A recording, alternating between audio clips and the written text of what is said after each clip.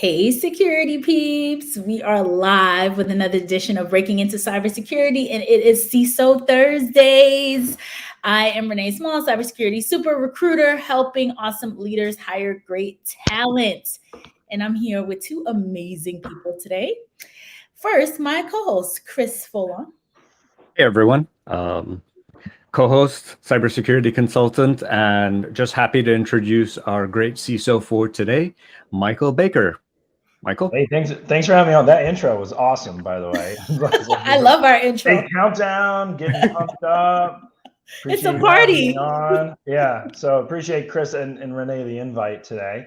Always a great topic. I think I wrote on your LinkedIn today, Chris, that this breaking into cybersecurity is such an important topic, right? Renee, I love the work you do as well in terms of bringing people in the industry and placing them in good jobs, but it's so needed at this point in time. We have talent needs, right? We have all this stuff. So happy to join. Again, thanks for thinking of me and having me on. Awesome. So before we get started, everyone, and I'll say this a couple times, please make sure to subscribe to our YouTube channel. Click the link below, click the bell, because we are growing. Actually, we hit over 1,000 people on YouTube now, right, Chris? Awesome, Yep. awesome. This literally Chris's work. Chris has been hardcore getting us getting us on YouTube and growing our following on YouTube. So you guys have a great community out there. I've been watching what you've been doing for a while. It's awesome. That's very, very cool. And then also the podcast listening. So, subscribe to us on your favorite podcast listening platform. And we have someone here already, Steve, who's watching from San Diego. Hey, Steve from San Diego. He's always on. It's awesome. What's going on, Steve? My question, does Chris always wear sunglasses on these, or is this just a new? Are you in the dark? What's going on over here? He's our Diddy. You know how P. Diddy always has on the glasses, like day, night, whatever. Yeah, you get my sunglasses on. He's like a celebrity here. I wish it was like a cool story like that, but it's not. It's part of my my light sensitivity issue. No, it's good. It's the persona. No, it's good. Yep. So Michael, I mean, tell us about your story. Let us know a little background about who Michael Baker is and why did he become a CISO? Oh, well, by accident, I guess. I don't know. I mean, it's always a weird question, right? Because I think everyone has, their careers go in different directions. And, for me particularly, I started in consulting. I was at Ernst & Young for a long time, nearly 15 years, 14 and a half years. And I was a consultant and I, traveled the world and, did cybersecurity consulting. I did a little of this, did a little of that, a little bit of a mix between consulting and auditing. So I got both of those experiences. And, I never actually thought I would have this role, like a CISO role, coming into it. I just always loved being a consultant, right? I loved going into places and doing things. And then, at one point in time, one of my clients was General Dynamics. I don't know if anyone knows, I'm the CISO of GDIT, and I've been in this role for nearly 6 years. But at a point in time, I had made some relationships within the company and reached out, and they happened to be hiring for this role. And my first thought was, wow, I don't know if I could do that. So I consulted a bunch of mentors and friends. One in particular that took a similar role a little bit before me, and they gave me the confidence to take the leap. And 6 years later, here I am, and I haven't looked back. So it's been an interesting journey of, challenging yourself and self-discovery and learning and evolving. And thankfully, GDIT has provided that venue for me to do that over the last 6 years. Wow, folks, imposter syndrome, even at the CISO level. Oh, yes. Every day. I was about to ask that. Every day. So, there's pieces of time where I don't feel there's as much imposter syndrome. I have imposter syndrome right now, looking at this live thing and this, this great setup you guys have. Like, why do they want to talk to me? But I feel imposter syndrome is a healthy thing because that means you're challenging yourself a little bit. I just think you need to have really good emotional boundaries in terms of the confidence you have in yourself, but also the humble spirit to know that you need to be a lifelong learner. and you need to make sure you're evolving your skills, and you need to make sure you're harnessing the passions that you have. And I think imposter syndrome is an output of that. And I don't think it's always a bad thing. It's just a bad thing if you let it be a bad thing, but always there. Awesome. So Mike, when you were consulting, because what people tend to have is, so we have, I guess, different levels of our audience, people who are literally brand spanking new trying to break in, Yep. and then some folks that are moving around and moving up. When you were in consulting and going all around the world and doing all that, did some auditing and did some cyber, which is really cool to have both of those skill sets. Is it something that you requested, or did they throw you in and say, hey, I know how a lot of times how it goes in consulting, where they're like, go do this, go learn that. Oh, how did it work? I will never forget my first consulting gig. Now, I've always said this. I think the big four for anyone who's on this trying to break into cyber or even break into senior leadership, I think the big four, the EYs, the Deloittes, the KPMGs, the PwCs, Grant Thorntons, I think it's an amazing place to start a career. It's certainly not the only place, but in my world, in my path, and I just passed 20 years, kind of in industry, it's the best place because you are thrown into situations that you have to figure it out. You have to find a way. And I think, at least in my experience, you're in the big four. If you're just starting out, maybe you're coming out of college, they provide those opportunities maybe earlier than some other companies would, to sit with CIOs or sit with other executives that you may not have access to. So one of my best memories was the first gig I got. It was right after the downturn of 2001. I'm kind of dating myself a little bit. I just said 20 years. So there you go. And they said, go out to California and go, help out this company. At that time, I was doing ethical hacking, but I had just learned it. I had just come out of a class, and they said, go out and do this thing. And I found myself in California, interfacing with a global internal audit director. I was 22 years old. It was an eye-opening experience for me, but it was one I always remember, because I remember I would execute the gig, and on my lunch breaks I would go to Borders or like Barnes and Noble or one of those and read books about cyber to try to get better, literally the day I was executing it. And I'll never forget that, because it was like, I look back at it now, I'm like, man, how did I do that? How could I do that? But at the time, you just found a way, right? And there's something to be said about being thrown in the fire a bit, and gaining that resilience and that confidence and coming out the other end unscathed. So that's how I started. And then, normally, at least the way it worked for me was, you develop different skill sets. I started in ethical hacking. I did that for 2 years. I got tired of travel, so I was able to do a little bit more on the audit side locally here. I'm in Northern Virginia. And then, find your way around. Internal mobility is a big thing. So both at GDIT and at EY, at my previous gig, you have to take advantage of internal mobility opportunities based on where you are in life and what you want to do. And never be afraid to say, I want to do this, or I want to experience that, right? Because the worst someone can say is no, and that's a great data point to see if you're supported at the company. So luckily, I've been a beneficiary in both companies of amazing internal mobility opportunities, either in my discipline or in like the actual positions I've held. So I think that I mean, I love the idea of internal mobility, and I think that so many people who are trying to break in tend to look outside. If they're in a company currently doing something else, like if you're an accountant or whatever and you're in a company, it's so easy for folks to look externally versus looking internally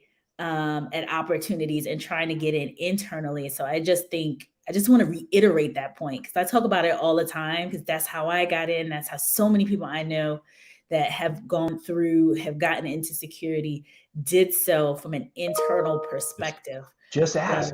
Just speak up. We need people, right? Like everybody we need people, and we need passionate people, and we need people who are self-motivated, right? One of my favorite stories is there was an intern, he unfortunately doesn't work for GDIT, anymore. He actually went out to a Big Four. And he'll if he's listening to this, he knows who he is, right? But he was walking down the hallway, and we had at the time, before COVID, we had more of an open workplace. And he just walked right up to me and said, "Hey man, I'm interested in security. I'm working the applications team, but I'm really interested in security." I said, "Awesome. Let's go around the corner and I'll introduce you to our SOC manager, and just sit with him. Sit with him for a day, sit with him for 2 days. We'll work it out with your management team and go from there." And yeah, I love that, right? Because again, the worst thing someone can say is not yet, but let's figure out a way to do that, right? If someone says no, then that's again a data point that your valuable skill set may be better used elsewhere, where management's more invested in your personal development and meeting you where you want to be and where you want to go in your career. So I love internal mobility. It's something that we're deeply committed to here at GDIT, something I'm deeply committed to personally, because especially in these larger companies, you can do a lot and you can gain a lot of skills. Just staying with them, right? Yeah. Michael, There's so much. Go ahead. I, Sorry, Chris. I was going to say, I love your story about going to Barnes and Nobles and reading up on the topics, because Hacking it just, Exposed, I think, at the time, it was one well, of that series. I mean, it just points to how broad this industry is and how ever evolving it is, that you'll never know everything. And I think if you have the onus on yourself to acknowledge where your strengths and your weaknesses are, but then also have the curiosity to go figure it out, that you could go really far. Like, you can't know everything, but you got to know where to find the resources. And these days, Google's easier than Barnes and Nobles, but yeah.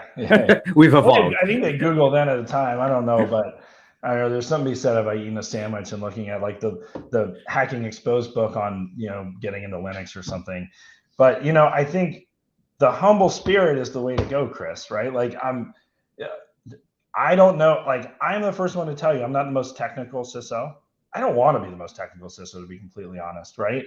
That's not what really motivates me. What motivates me is building a high-performing team, right? Investing in people's careers, like talking to and mentoring younger cyber talent, right? So the time for me to be uber technical is a little bit past. But when you think about the power in someone saying, "I don't know, I'll find out for you," right? Or, "I know people who know," or, "Man, I'm really interested in that, so I'm going to research that and come back to you."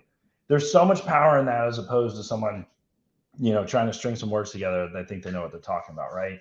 And that, to me, as like someone that's breaking in, never be afraid of saying, "You don't know," right? Maybe it's just something you haven't dealt with. This is such a broad field, right? There are so many facets of what we're doing. I was just having a conversation before this, and I was like, part of me wishes that I had more time outside of like my normal operations and what I do day to day to like explore new things, right? Because there's so much happening, particularly in the world of government cyber, right?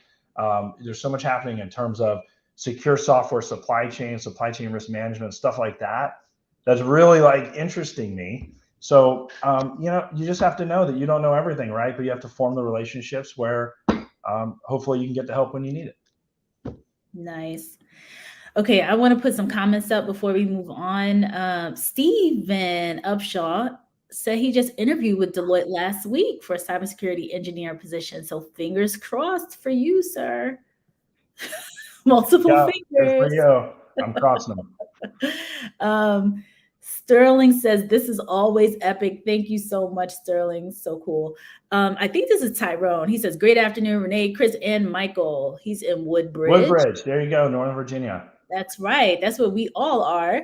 Okay. And well, I know Chris was. Tyrone today says, also, internal mobility not always considered as viable as external mobility. Thanks for making that point. There's a good point there, right? It depends on what your motivation is at the time and your value proposition as it relates to your personal time and energy, right? And I think that, for me, I like just what works for me is I evaluate where I'm at, where I'm going at a minimum every 2 years. I think annually is a little bit too quick, right? I think after 2 years, it could be a little bit too stale. Everyone that's listening right now, either you're new or you're emerging or you're a thing in the cyber world today, your time is so valuable, right? And every day you should be making sure you're getting out of it what you want to get out of it. And that could be not ashamed. It could be monetary at one point in your life and where you are, right? Or it could be knowledge, right? It could be something you're working on, something you're super curious about that ultimately will build equity if your value system changed to more of a monetary system. So, externally, a lot of times external mobility is better for, jumping up levels more quickly and maybe pursuing, additional monetary goals. It could be, depending on the company, right? On the internal side, though, it could be better in terms of for gaining a wide, diverse experience in how a business works, which will then lead to a different outcome. So there are two levers I think people need to pull, right? And don't be shy about where you are and what you want to do at that particular time, right? Because now is the time, if you're invested in cyber, to make sure that you're spending your time where you want to spend it, and you're not just sitting back on your laurels and just taking the job as it comes to you if it's not satisfying you in the ways you want to be satisfied at that time. Have you considered motivational speaking? Because you're amazing. No, thank you. Well, appreciate it. No, I haven't. I'm passionate about this topic, right? And I think, interesting thing that one of the cool outputs of COVID, Chris and Renee, as I'm sure you know, is you get plenty of time in front of this little camera thing, right? So the reps that we have, I'm looking at the camera, but the reps that you get in terms of, discussing these topics without the worry of having to go to a large auditorium and sitting there. I mean, how cool is this? Because mostly as cyber practitioners, I don't want to be judgmental, but generally I would say our industry is slightly more introverted than extroverted, right? It's probably a fair statement. And we have a unique opportunity now to work anywhere, any place, generally from the comfort of our own homes, depending on what industry you're in, and talk into one of these little cameras and gain so many reps on things like this using technology. It's just such a cool thing. It's a cool advantage that we've had, in this, otherwise terrible couple of years that we've been going through. Yeah, I would agree with you on that. Yeah. Brian says, emotional boundaries, humbling spirit, and harnessing your passion. Mike, you hit it right on the nail. Hit the nail on the head. Let's talk about emotional boundaries. That's a big one, right? This is, the CISO job, it's a hard job, right? Renee, I think your job is hard. I think recruiting is probably the hardest job out there, right? Particularly in this market, you're dealing with people and all this stuff and trying to place roles, and it's very stressful. Chris, I know you have a hard gig, but a lot of people like to say it's the hardest job, right? Again, I think that if my goal, when I look at, did I do a good job today? I don't measure that based on the number of cyber events, right, that we had or didn't have. And I don't measure that on, whether I got a budget allocation or not. I measure that on, did I do the best I could do this day at this time, to protect my company, given the resources that I have at my disposal, right? Do I feel I made the most informed decisions at this point in time? And if I can say that, particularly in the industry I'm in, which is government contracting and, a defense contractor, if I can say that, then, I know I've done a good job on what I can do, and I can draw that emotional boundary there and go for a walk and do something else that I'm passionate about, and not take the job with me 24 hours a day, which is what a lot of people do in this role in the cyber field, and a lot of other roles. Is it's hard to turn it off. You take it with you, keeps you up at night. Maybe you wake up at night and you think about stuff all the time. You got to really spend a lot of energy making sure that you can segment it, because cyber's fun. I'm passionate about it, but I'm passionate about a whole lot of other things. Right. Lewis says here, I heard in a podcast this week, it is okay to move on. Life has too much to offer to stay in a position you don't like or are not contributing to. Bingo, bango. Mm-hmm. It's all an equity transfer, right?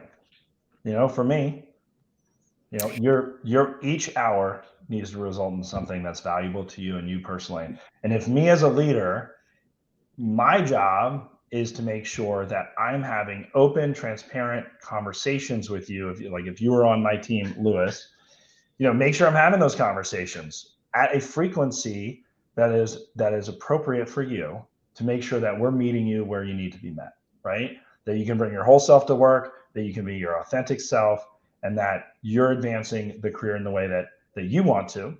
And if Either we're not having those conversations, that's a failure of leadership.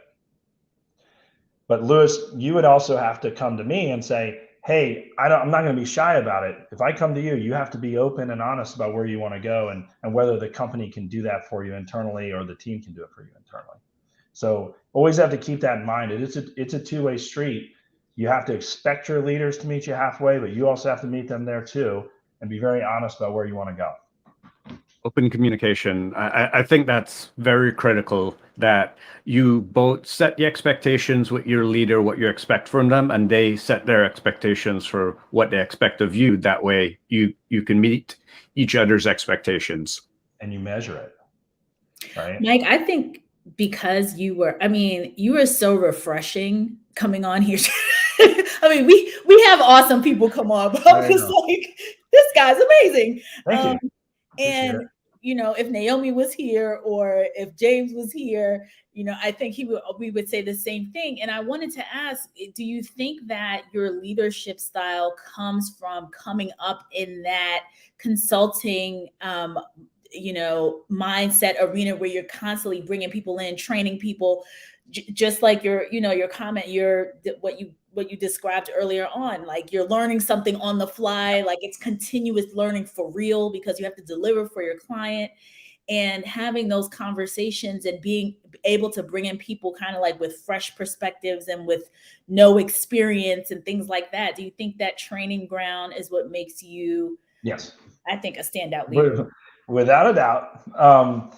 But also the fact that I work for a company now that also has the same spirit, right? So I don't want to like oversell myself here, Renee. Like I've had 2 jobs in my life.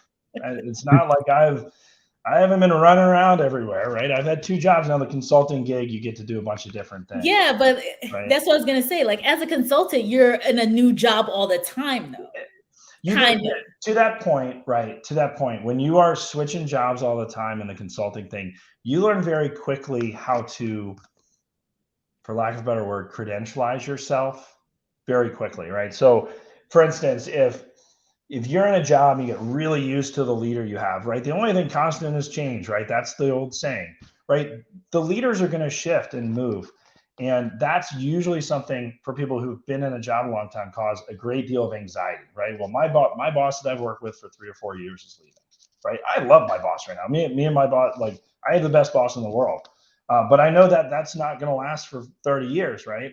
And I think the ability to quickly demonstrate your personal value and credentialize yourself over and over and over and over and over again teaches the ability to manage change, which reduces anxiety, which allows you to bring your full self to work, which allows you to demonstrate and talk about your value and not be shy about it. It all kind of comes together. And in the consulting world, it was like I was doing a new job every 2 weeks, 2 or 3 weeks, new people, right? Talking and doing that stuff. So I do think that helps, but I also can't discount the fact that GDIT, where I work now, also has the exact same values, which have allowed it not to get stale, because you can easily go into a culture that doesn't align with that and you get stale quickly, right? And you kind of lose sight of what those core values are. So I've just been extremely fortunate. There's really no explanation for it. There's been no grand design. It's just been something that's occurred. Awesome.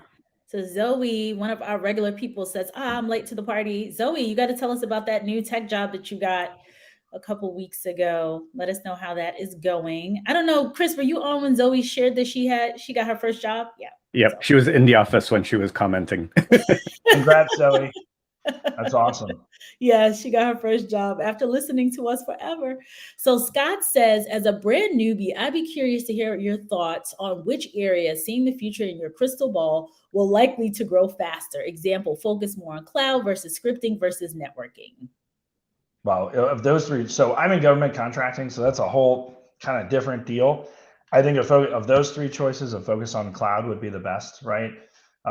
It's not going anywhere. If you look at where our federal government is, they have indicated that is their path, right? So cloud, AI, scripting as it relates to cyber automation is big. I think cross-disciplinary things like Supply chain risk management is going to be bigger and bigger, particularly in my space. AI sort of stuff, AI informed defense, threat hunting, those sort of skills I think are going to persist here in the next term. And then, you know, you always have this thing called zero trust that's sitting out there. What the heck does that mean? Well, it means different things to different people. If you have a good thought on that as it relates to your specific skill set and how it could play into a zero trust world, as we all evolve our programs towards zero trust, I think that's also a place that would play well. Definitely second the cloud. And when it comes to the scripting, if you are managing the cloud infrastructure, you definitely have to have at least the ability to understand how it gets put together via scripts. So understand the JSON scripts that create it, or the scripts used for the containers, so on and so forth. So definitely second that recommendation from Michael. So here's a cool story, Chris, which is pretty neat, is, you know, I also think this is a really cool evolution, Renee, in terms of talent is, you know, we should no longer be stuck in this model of, well, you're going to graduate college in 1 year and you're going to come out and do an internship and maybe get hired, right? Like that sort of thing. We've tapped, you know, seniors in high school, right? Freshmen in college. And most of the times as it relates to Chris, those skills around automation and scripting, man, they're the best coders in the best coders around. Awesome. And so I think it's an interesting, you know, development where companies like ours and companies in the industry across is how are you leveraging that talent pipeline across a broader scope of not just universities, but other sort of academies and things like that, because the coding talent coming out of, you know, those schools today is top notch, absolutely top notch. So you mentioned that you're in government contracting a couple of times. What about utilizing the pipeline coming out of the armed services? I mean, that's something we're laser focused committed on as well, right? And that's something that also is not just a focus, but a passion, right? Like as it relates to, we do business for DoD, right? And I think it's incumbent upon us to create every opportunity we can for veterans and upskill them. And that really gets to a broader point too in our industry of the absolute need for an apprenticeship model, right? So I don't know, you know, I don't see who's on or anything like that, but if you're breaking into this, right, everyone that's hiring cyber talent needs to realize that everyone needs apprenticeship time. It's not too dissimilar than formal apprenticeship things, you know, if you want to do other sorts of gigs, because no one's going to come out with a CISSP or one of these Credential Security Plus and know exactly how to fit into a SOC room, right? Or how to fit into that team, or understand the nuances of the process flows and how those things work, right? That's a year or 2 years. And that's something that I think as an industry, we need to get very focused on as it relates to hiring, not just veterans, but a lot of people, right, coming in. For me, it's a focus on veterans, but, you know, are we giving them the adequate time to understand how this whole thing works, right? And that's a measure of patience, right? And that's a measure of understanding that when you hire somebody, you're not going to get max value day one. It's just not reality in cyber, right? The reality in cyber is you're going to get max value a year or two down the road when somebody gets comfortable and they understand exactly what they're doing. They understand how the processes work. And that's, I think, a level of patience that we all need, particularly when hiring it within our veteran communities and hiring elsewhere. Yeah, sorry, quick story before I go.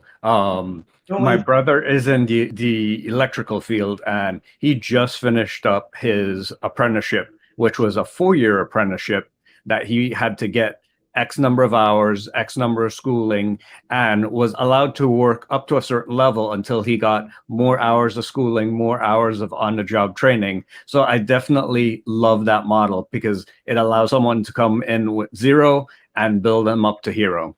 We suffer from like unicorn syndrome, right? As like a thing, and everyone's seen it. It's like, well, we need someone with 10 years of experience in cyber, or we need someone with 2 years of experience with an CISSP, even though you can't get that unless you have 5. You know, the whole thing. You know, the fact of the matter remains is, yeah, all that stuff matters, and there's definitely certain roles that you have to hire specific technical niche skills, but there are more roles where me personally, if I have the opportunity, I hire for demonstrated passion and commitment, positive mindset, right? The ability to be pleasant on a team, the lack of like our sometimes cyber contrarian views and attitude where it's really fun. Are you leaving, Chris? I do. He's leaving. I miss you already. Thank you so much for coming on. Well, it's good to have Look you. at me. Thanks for joining Renee and I's show. Right. But no, I think that's the big thing, Renee, is you got to make sure that, when you're hiring, that you're not, sometimes good enough and growing into a role is the right move. Right. It just is. Right. And sometimes it's the only move based on our talent availability. So Yeah. I mean, how are you going to get the experience without getting the experience? Like the chicken and the egg. It's the age-old question, right? Right. It's because everyone's so desperate for talent at this point in time that they almost can't get out of their own way because they want that immediate value, right? But everyone needs to demonstrate patience and a commitment to mentorship and coaching to get there, like across the industry. Like there's no other way to get there. What are your peers? I mean, again, we've seen the folks that come on here typically are very similar in terms of like, knowing that growing talent takes time, et cetera. And that it just is what it is. And in the industries prior to recruiting in cyber for the past 10 years, I was doing it in all other different fields. So accounting and, everything else, right? And there is this understanding that you come in, you have a little bit of experience or none, you're trained up, you grow, like all of that. Yeah. So I don't know where it always is mind-boggling to me when someone is looking for, you see these crazy job descriptions where they're asking for all this experience, and it's like, this is a 0 to 2 year person. What do you just got it coming from? It's again, I kind of touched on it, right? Because it's just, we're at such a dearth of talent, right? That everyone's overworked and stuff like that. And we're all pursuing automation and all this stuff to reduce our reliance on human beings looking at screens and going through things. Fact of the matter remains is we always need it, right? And we're going to need it for years to come, right? So the commitment should be, an identification and a practicality around the roles and the need, right? In terms of, again, maybe I'm just out of the air, right? 80-20 rule or 70-30 rule, like 30% of those, definitely, okay, I need specific engineering skills and Splunk. Right. Because I need someone that can come in and make sure that these lights are staying on and I'm still coding and I'm still looking at stuff. But 70% of the other roles, like particularly SOC analyst roles, like stuff like that, you can grow someone into that. The junior engineer role, right? Junior automation, that sort of thing. There's an opportunity to grow people in there if there's demonstrated patience, right? But it's hard. I mean, it's hard because you gotta move away from now to, hey, I get the opportunity to be a mentor and a coach. Isn't that cool? Right? I think we lack the latter, and we all want immediate gratification with hiring, right? Right. What do you think are, and someone here says hire, humorist says humorist, hire for potential, maybe. Maybe, yes. you would think. Maybe. But how do you demonstrate potential in an interview? That's the biggest question, right? That's how do you demonstrate potential? Well, you come in with positivity. You come in with passion. You come in with some sort of demonstration that there's going to be a commitment there, right? And that right there, is the potential. That's the secret. I do a decent amount of hiring. The fact of the matter, a lot of people do the technical vetting. I always tell them, hey, for this particular role, technical vetting is probably less. And they say, well, I want to hire this guy. So, well, this guy or gal, right? I go, well, are they pleasant, right? Will they fit in the room? Will they come with positive energy, positive mindset, ready to join the team and get after it? If it's yes, go ahead, hire, right? You hire for potential. Right. Always. Absolutely. What would you say? So there are folks here that sometimes come on that are when I say brand new, like they either are just kind of reading about cyber or learning a little bit. From a path from like zero, meaning I don't know anything, to watching something like this, like, oh, these people seem interesting, you know, I want to dig in, and then deciding on what kind of like either educational path. So boot camps versus degrees versus you know, just straight trying to get into like an apprenticeship type program.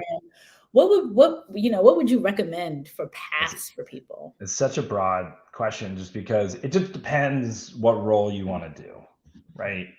If you want to go like the engineering tech route, I mean, you're going to have to go learn the operating systems. You're going to have to do that. I think at the end of the day, we can always look back and say, look, today, like as in October 21st of 2001, me, Michael Baker, I have access to the most amount of information, educational resources that a human being has ever had access to in the history of the planet, history of humankind. And I can do it with this stupid thing. Right. So and through that self-learning, right, I think you can do it. Now, I can't give a prescriptive answer. And if anyone's watching this, by all means, hit me up in LinkedIn on DMs, and we can talk about a specific job opening or role and what would work, right? CISSP is still the benchmark certification. There's no doubt about it, but that takes an experience thing, right? Mm-hmm. Generally, for entry-level person, not zero, and they're going into something like a SOC analyst role, is usually, do you have experience with a team that's doing that in some way, shape, or form?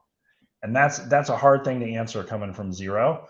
But you could always say, hey, I've listened to these 3 or 4 podcasts, and Renee's really great about talking about this, and yada, yada, yada. And I went on YouTube and I'm watching these 4 or 5 different things. So while I haven't actually done it yet, I've studied it, and these are my conclusions. And like, if someone said that to me in an interview, like, I would be like, whoa, okay, let's give this person a chance. No doubt about it. Right. Oh, that's awesome. You're speechless, Renee. You know what? Because I'm listening. I usually have the questions are ready, and then I listen to you, and I'm like, that's awesome. There is. That's so funny. What would you say? Okay, so yeah, this is where I was. Okay. What would you say are, and I guess it aligns a little bit to what the guy, the person who chimed in about skill sets. You talked a lot about like SOC analysts and SOCs, and we know that, I don't know if there are as many SOCs as there used to be. So there used to be, SOC analysts used to be like the quote entry level role as much as possible.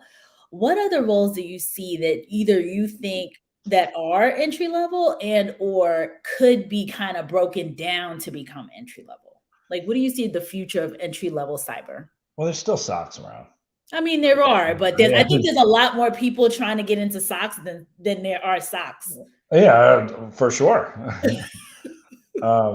Maybe too few, actually. I would be interested in seeing the data on that. Mm-hmm. Because typically that's a pretty good entry role, right? I think the other entry role is, I'd mentioned on the engineering side, right? It's a little bit more of a technical track. The operations side, I think has been traditionally a really good entry point. But I also wouldn't discount the non-technical cyber sort of governance, risk, and compliance roles. Huh.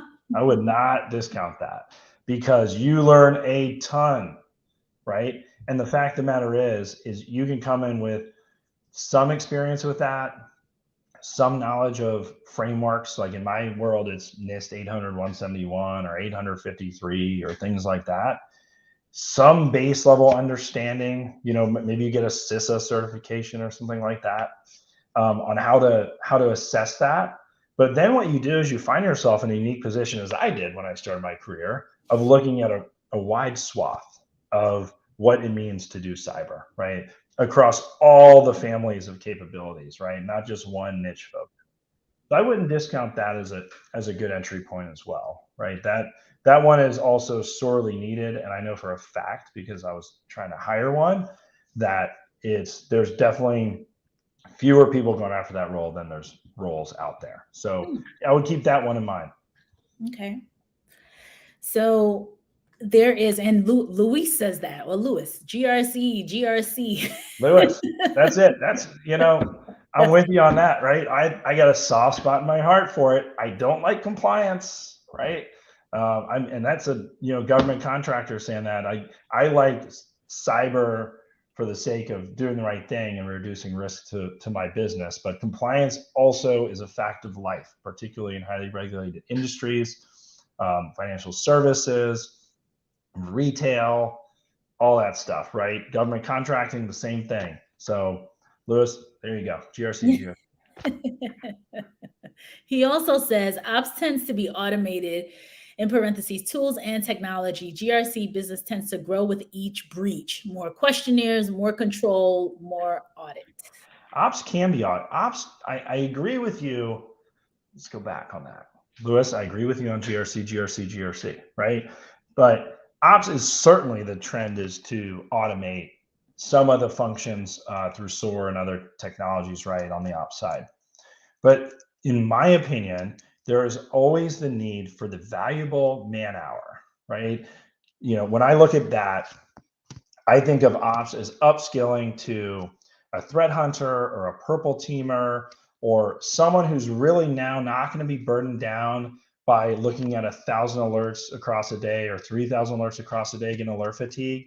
I look at that as someone who can upskill and use that very valuable human man hour to do the things that matters on a network, looking for the bad guys, free time to imagine, right? And try to understand and work within the network to root out bad stuff, to identify risks wherever they are, right? To play into a risk management process. So while automation is taking over, I do believe there's still a really good place for high-level cyber operators, right? They serve a huge value in the business because now with automation, they can apply their time, I think, in a more effective fashion related to the intellect that they can just apply directly to the network, right? And your protections.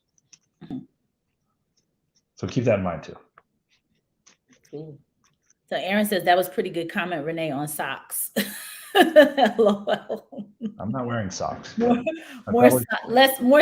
people trying to get into sock roles than socks. I think from what we hear. Yeah, I mean, there's a lot of managed service providers that are doing socks too, right? That are hiring people, right? I think that the base result is, if you are trying to get into cyber right now, you are doing the right thing, right? If it's something that you're passionate about, you couldn't have picked a better time, right? It's just so hard. Like, people Cyber's are really. It is hard, but keep in mind, I don't know what the stat is. I should have researched this before I came on with this handy tool that I have here, but there's still a massive, massive deficit of people versus roles, right? And then the best part about it is, once you do get in, which you will, right? You will eventually.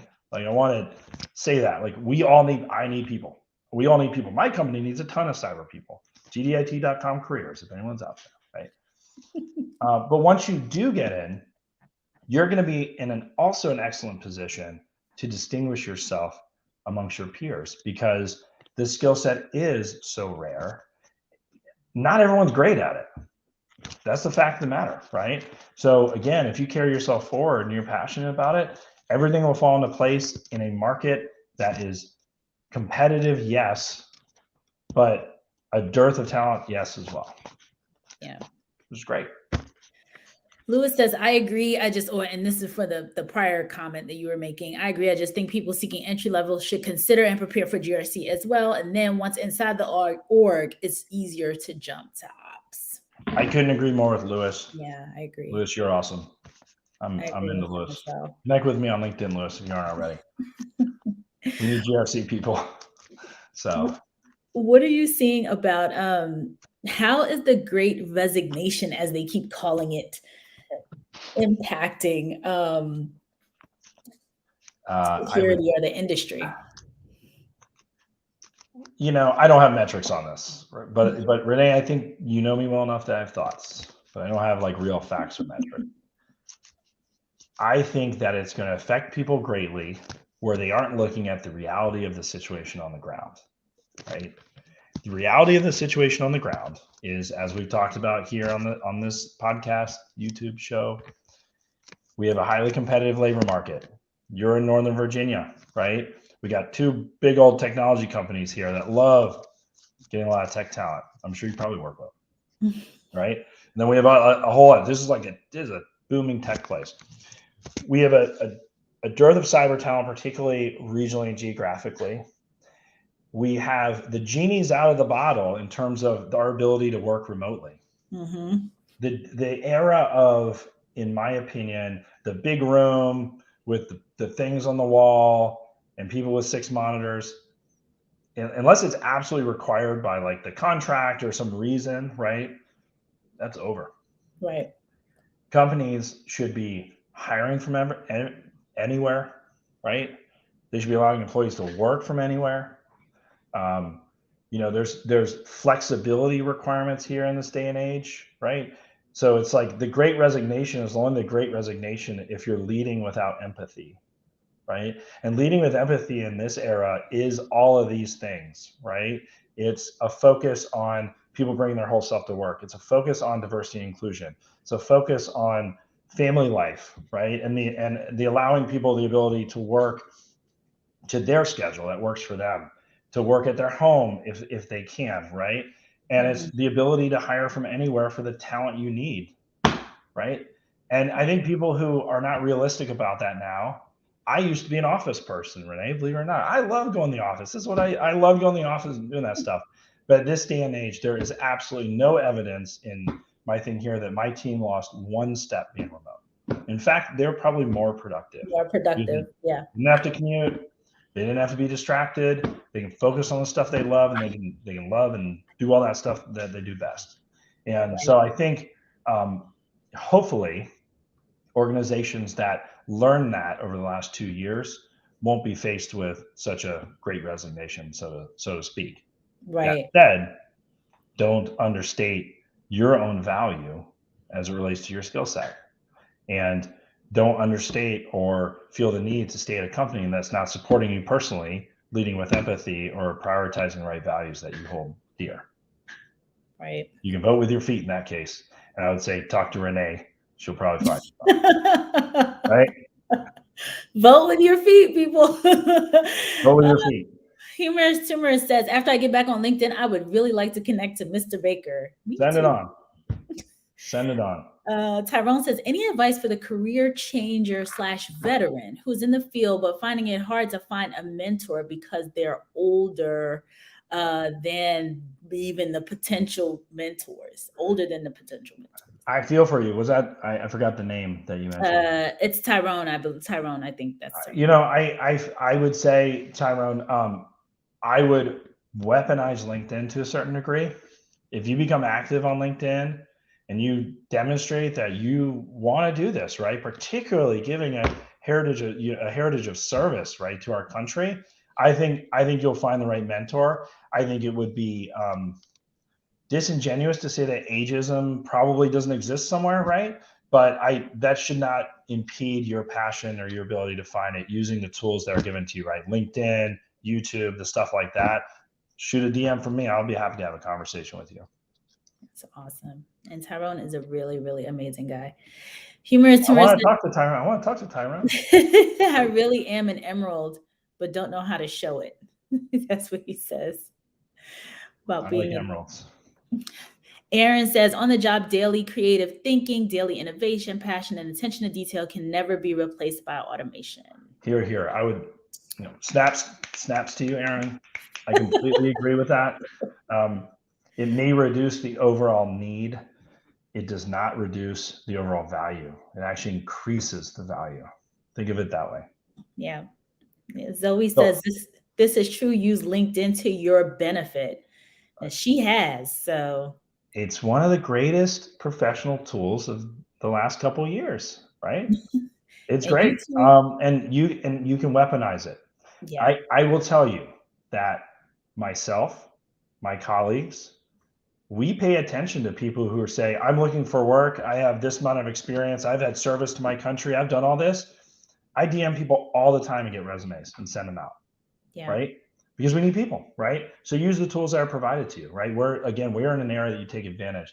And I have to, Renee, I have to run. I hate it. I know. I have to run, but I want to leave everyone with one thing, right? I'm a big proponent of soft skills as it relates to the cyber field, right? And I talk about it a lot. The ability to work seamlessly with other groups, particularly IT groups, work seamlessly with the business, understand the business, right? Be someone who's looked at as a team member. I've been fortunate, again, as I mentioned, to work in an organization and a company that really, promotes those values and provides those learning opportunities. So one of the things that really impacted me, and you can Google it, is something called the accountability ladder. If anyone's seen that, and it's a ladder of behaviors as it relates to negative behaviors or positive behaviors, right? And one of the things that I think if I leave people today, if you Google the accountability ladder and you look at it, right, look at the behaviors, right, the negative behaviors, and look at the positive behaviors, and do a transparent accounting of, what you bring to the table, right? Are you the party of no? Are you being the roadblock? Are you doing this? Or are you the one that's looking for a way to collaborate, right? And looking for a way to team, and someone who's building trust, like actually building trust, not just telling yourself you think you are, right? I would look at that and use that as a tool. I have it posted up on my wall here as a reminder every day of what it means to be a trusted business partner. So I would encourage everyone as they're coming in and they're analyzing their own soft skills along with their technical skills to use that as a tool and a reminder for what it means, to work within an organization. So. And I think that is an awesome ending. I know you have to run. So thank you so much for being here. I really, really appreciate you. And I'll be connecting with you because I just loved everything you said today. Yeah. Well, thanks for having me. And like I said, I'm pretty open as it relates, particularly to hiring and stuff like that. So if you're looking for a gig, if you're a veteran, if you're someone trying to break in, shoot me a DM and on LinkedIn, and I'll be sure to respond. So, but I appreciate you having me on. Thank you so much, Mike. You are amazing. Thank you. Bye. Bye. So everyone, the accountability ladder, I really, really enjoyed having Mike on, chatting about all of these different topics and how to break in. So thank you all. I know it is almost 2 p.m. I don't know if you have any other questions that maybe I might be able to answer for you before I run in a couple of minutes.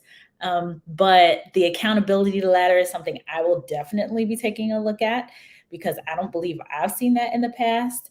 And, I'm a continuous learner as well and love to hear about new things. So Saurabh says, great presentation. Thanks a lot. You are welcome. He was awesome. It's not often that, we get some phenomenal people on here, but hearing the consistent, hearing from leaders who understand A, how difficult it is to break in, and B, who are open to bringing in people who don't have a ton of experience and who are new to the industry and understand that, there is a learning curve, there is a learning process. You're not going to have experience unless you get experience. All of those things are great. So Scott says, thanks, really good interview and great content. Thank you so much, Scott. So yeah, we will see everyone here back again next week, 1 p.m. Eastern, CISO Thursdays. I know we have a new CISO guest coming next week while we just bring in new, interesting ideas and different talent to come in and talk about what's happening in the industry. Humorous says it's rare. It is rare. I think so. You have so many folks that talk about just what they need. Like what he just said, 70%, they have it flipped. The way he says 70%, 30% are the jobs that need all the experience and 70% are the jobs that, you can train people on. I think a lot of the leaders have it flipped. Like they think 30%, I think they think 30% of the people need all the experience, and like, I'm sorry, they think 70% need a ton of experience and 30% do not. And I agree with him that it should be flipped around the other way. So Mike was awesome. Hey, Richard Barilla, my buddy. I missed the live. Thank you. This is awesome. Tyrone says, thank you, Mike. Definitely connect with him, Tyrone. I think that it would be, he might be, he seems like he'd be an awesome mentor for anybody. So, all right, folks, we will see you again next week. Have a good one. Bye, everybody.